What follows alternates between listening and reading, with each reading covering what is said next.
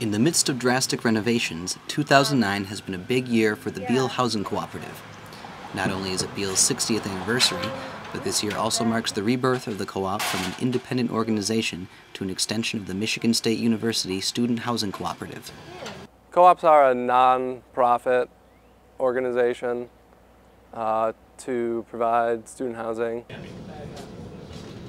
I think that house is interesting because it has a 60-year history of being a student housing cooperative, of being run for students by students to provide affordable housing and cooperative community.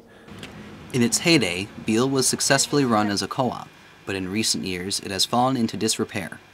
The independent Beal organization had about 3 years of back taxes to be paid for, and the city was threatening to shut them down. They had not taken care of it properly, so it was pretty run down, and this used to be, one of the premier houses.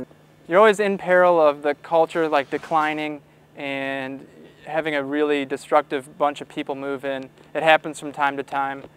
In November 2008, former members of Beal approached the Student Housing Cooperative to join the MSU organization in order to save the house with the help of a court-appointed attorney. It seemed to me that the best way to do it was to sell it to the MSU Student Housing Cooperative. It would remain cooperative housing, which was really the intent of the people when they originally started this.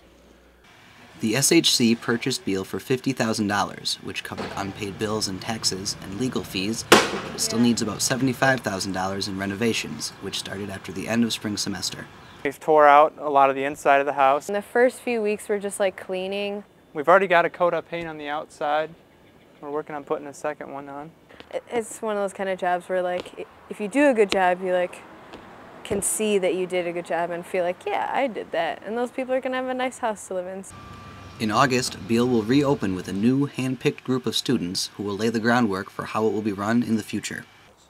I'm really excited. Next week we're going to be getting together all of the first roommates for this house, and we're going to make a constitution. We're going to be able to make all the rules regarding jobs, officer positions, duties, what we want the house to stand for, our values. It's unlike anything I've ever done in any type of student government or anything. We have a real advantage here in that we're in close proximity to other co-ops.